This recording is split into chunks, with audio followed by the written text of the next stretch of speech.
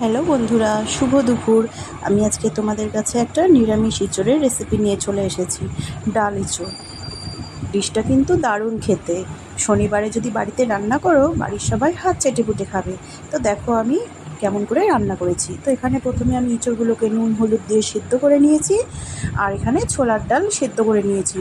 ডালটাকে এমনভাবে সিদ্ধ করতে হয় জানি গোটা গোটা থাকে।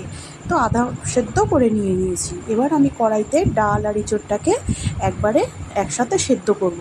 তো প্রথমে কড়াইতে আমি ডাল দিয়ে দিলাম, এরপর আমি ইঁচড় দিয়ে দিলাম। ডাল আর ইঁচড়টাকে আমি একসাথে ভালো করে সেদ্ধ করে নেব।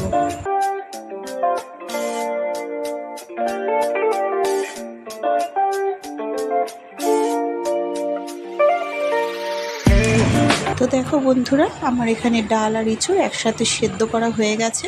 তো আমি এর মধ্যে নুন দিয়ে দেবো। যেহেতু ডালে আর ইঁচড়ে আমার আগের থেকে নুন দেওয়া ছিল, তাই অল্প করেই নুন দিলাম আর দিয়ে দিলাম হলুদ। এবার আমি এটাকে ভালো মিক্স করে নেব।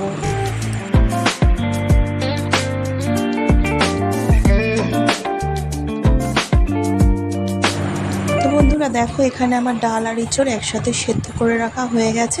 এবার আমি এটাকে একটা বাটিতে ঢেলে নিয়েছি। এবার ওদিকে আমি গ্যাসে কড়াই বসিয়ে দিয়েছি। কড়াইতে গরম হয়ে গেলে আমি দিয়ে দিলাম সামান্য সর্ষের তেল, আর ফোড়নে দিয়ে দিলাম 2টো শুকনো লঙ্কা, একটা তেজপাতা আর একটুখানি জিরে।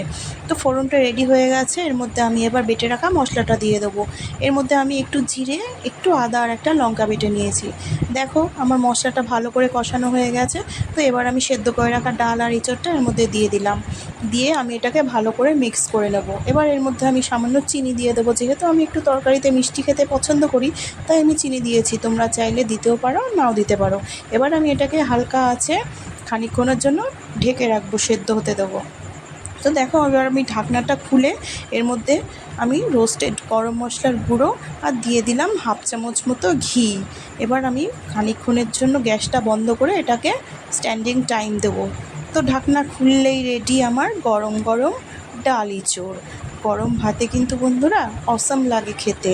তো বন্ধুরা, রেসিপিটা যদি ভালো লেগে থাকে তোমাদের, একটা লাইক আর কমেন্ট করে দিও। নেক্সট রেসিপি নিয়ে আবার চলে আসছি তোমাদের সামনে। Tata, bye bye.